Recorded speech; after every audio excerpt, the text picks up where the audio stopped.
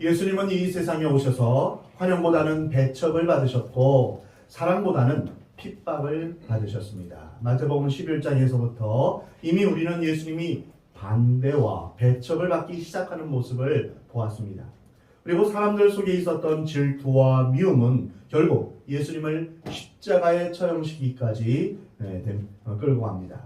예수님이 말씀하신 천국 비유는 바로 이러한 배척하는 분위기 속에서 전개되었습니다. 환영받는 분위기 속에서 설교하는 것은 쉽습니다. 그러나 배척받고 의심받는 가운데서 진리를 설명하는 것은 참으로 어렵습니다. 그래서 예수님은 천국 복음을 조심스럽게 비유로 설명하신 것입니다.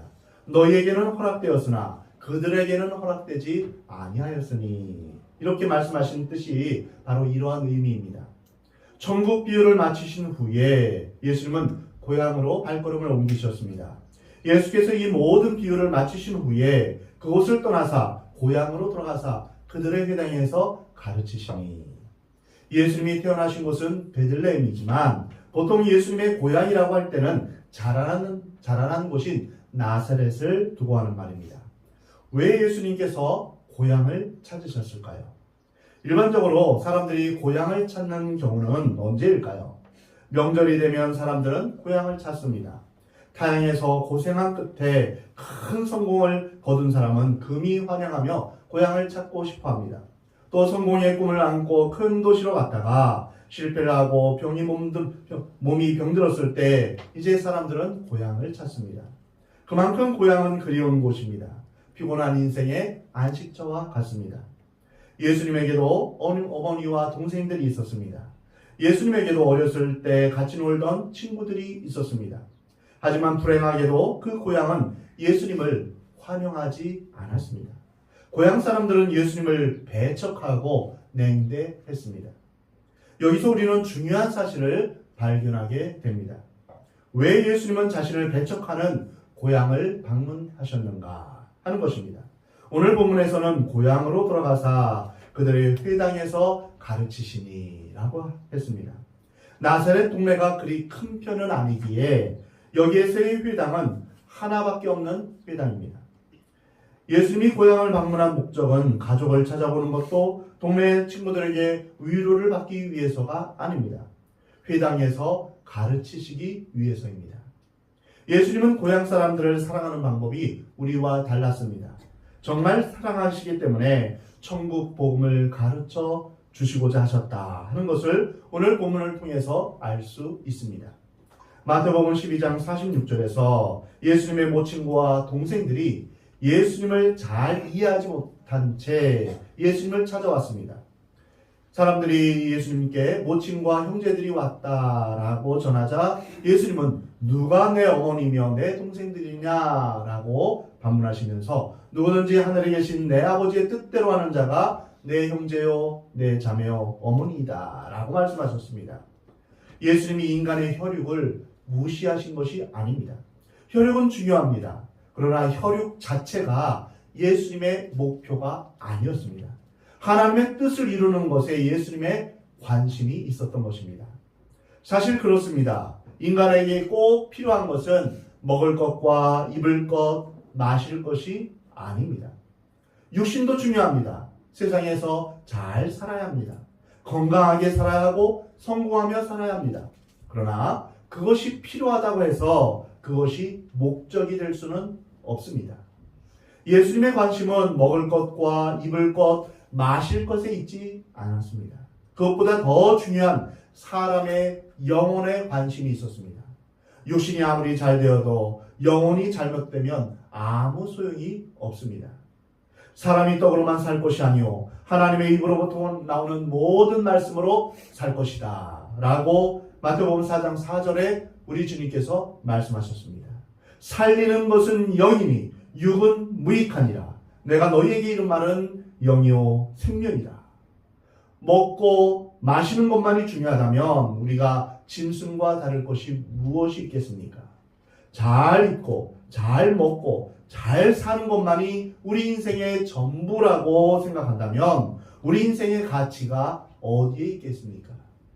가난하고 억울하고 고통스럽고 힘들게 살지라도 인간답게 살고 하나님의 자녀답게 살고 영적으로 하나님과 교통하면서 살 때 삶의 진정한 보람과 가치가 있는 것입니다.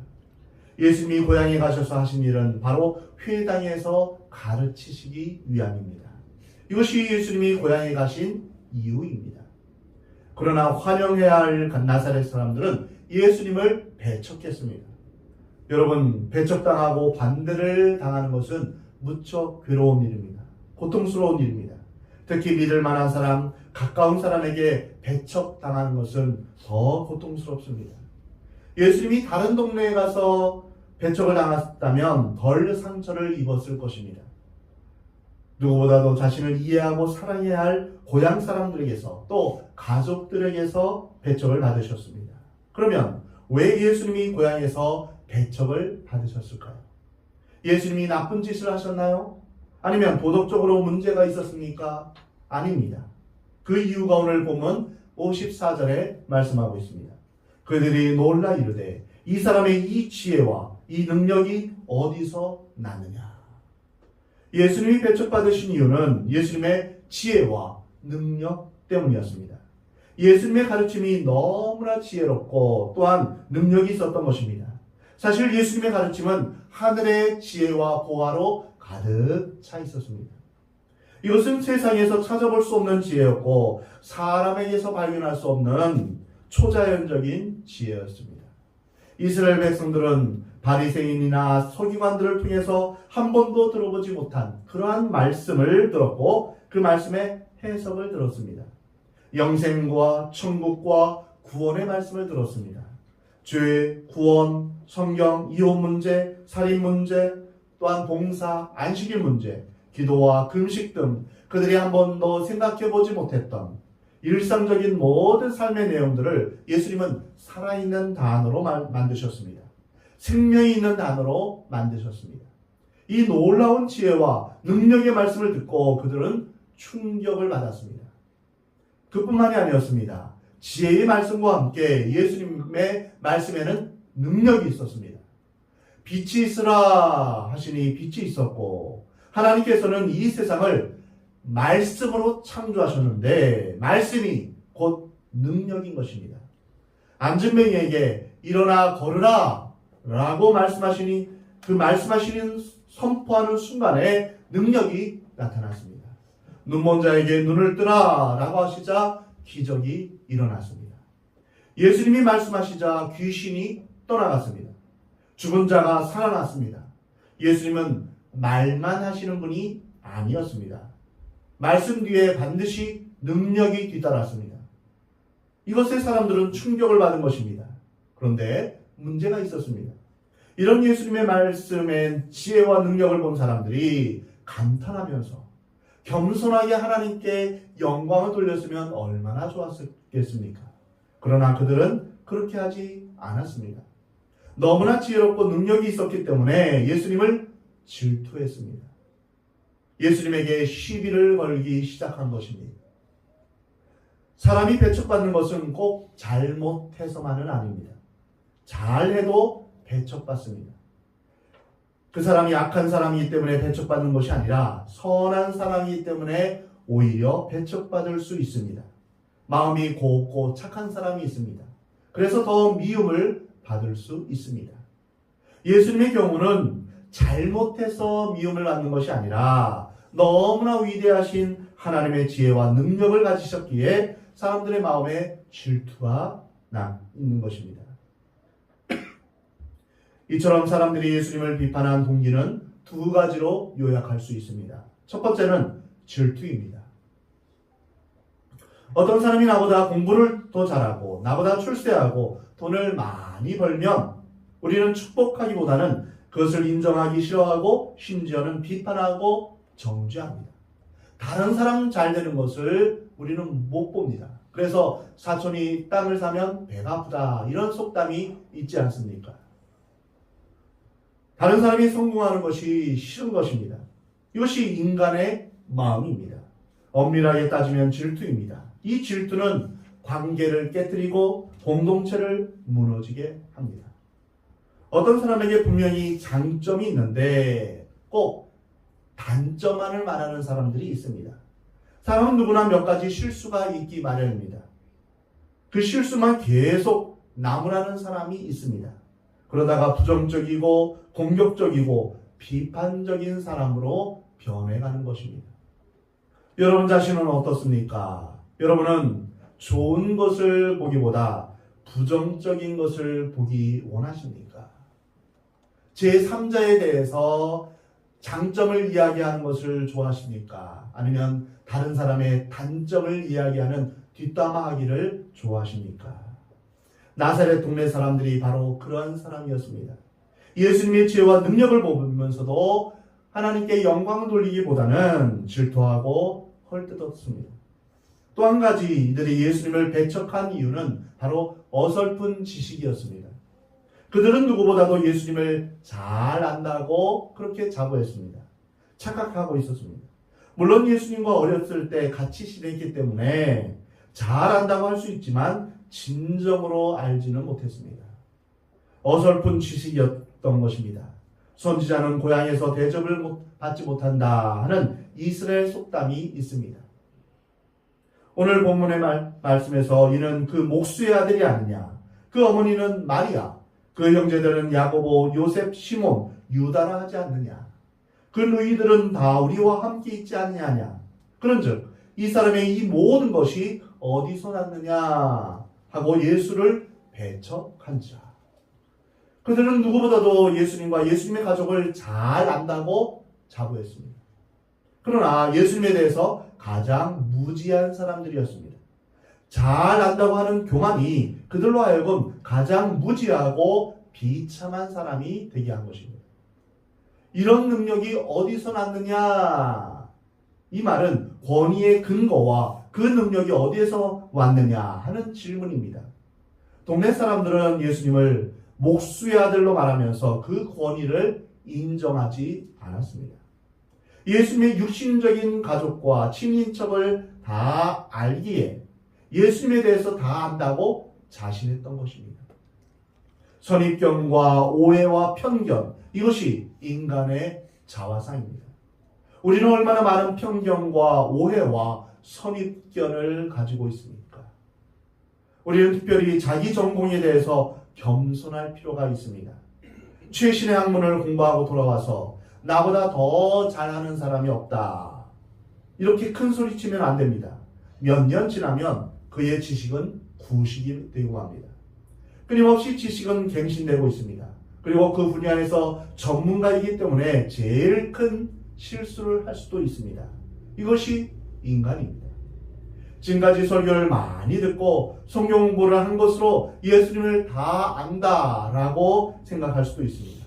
성경을 몇 번 읽고 성경을 공부했다고 성경을 다 아는 것처럼 착각하지 마시기 바랍니다. 저는 수없이 많은 성경 공부를 인도했고 배웠고 또한 설교를 위해서 성경을 연구하기도 했습니다. 그러나 늘 볼 때마다 새롭고 또한 새로운 말씀이 발견되고 또한 깨달아질 때마다 하나님 앞에 얼마나 감사한지 모릅니다. 유한하고 제한된 저의 모습 가운데 하나님께서 이렇게 말씀을 깨달아 알게 해주니 얼마나 감사한지 모릅니다. 우리가 예수님을 다 안다, 또한 말씀을 다 안다, 이렇게 말해서는 안 됩니다. 그리스도인 집안에서 태어났다고 예수님을 바르게 잘 이해한다고 생각하지 마십시오. 그것은 오해입니다. 기독교 기관에서 일한다고 유명한 신학자와 목사들의 설교를 들었다고 자랑할 수는 있지만 그것은 우리가 성경을 아는 것과 예수님을 아는 것과 관계가 없습니다. 유튜브를 통해서 유명한 설교자의 설교를 들었다고 내가 마치 예수님에 대해서 다 안다고 착각하지 마십시오. 이런 사람들이 예수님을 배척한 나사렛 사람들이었습니다. 예수를 배척한지라. 이 말은 걸려 넘어졌다, 기분이 상했다, 이런 뜻입니다. 결국 질투와 잘 안다는 착각 때문에 그들은 생명이요 진리 되신 메시아이신 예수 그리스도를 놓치고 말았습니다. 언제나 부정적이고 비판적인 사람은 사람들 보기에 뛰어나고 똑똑해 보입니다. 그러나 실제로 그들은 똑똑한 사람이 아니라 불행한 사람들이요 불신앙적인 사람들입니다. 예수님은 그 당시 속담을 인용하여서 선지자가 다른 곳에서는 환영을 받지만 고향과 집에서는 존경을 받지 못한다라고 말씀하시면서 다음과 같은 중요한 결론을 말씀하십니다. 58절 말씀입니다. 그들이 믿지 않음으로 말미암아 거기서 많은 능력을 행하지 아니하십니다. 이 말씀에는 많은 교훈이 담겨져 있습니다. 믿지 않으면 아무 능력이 나타나지 않는 것입니다. 아무리 가까운 사람이라 할지라도 예수 그리스도를 신뢰하고 믿지 않으면 능력이 나타나지 않는 것입니다. 우리의 삶에 있어서도 마찬가지입니다. 우리가 하나님을 온전히 신뢰하지 않으면 우리의 삶 가운데 하나님의 능력이, 하나님의 기적이 나타나지 않습니다. 예수님이 능력이 없는 것이 아닙니다. 예수님이 능력이 있어도 그 능력을 믿지 않으면 기적은 나타나지 않습니다. 예수님은 다른 곳에서는 다 기적을 일으키셨지만 나사렛에서는 기적을 일으키지 않으셨습니다. 이사야 7장 9절의 말씀을 보면 만일 너희가 굳게 믿지 아니하면 너희는 굳게 서지 못하리라. 우리가 온전히 믿음 안에서 굳게 서지 못하면 우리는 미끄러져 넘어져서 멸망에 이르고 지옥에 이르고 말 것입니다. 믿음만이 우리를 굳건하게 설 수 있게 합니다. 믿음만이 우리를 안전하게 거하게 하는 것입니다. 할 수 있거든이 무슨 말이냐? 믿는 자에게는 능히 하지 못할 일이 없느니라. 우리는 믿음으로 예수님의 이름으로 기도하며 나아가야 합니다.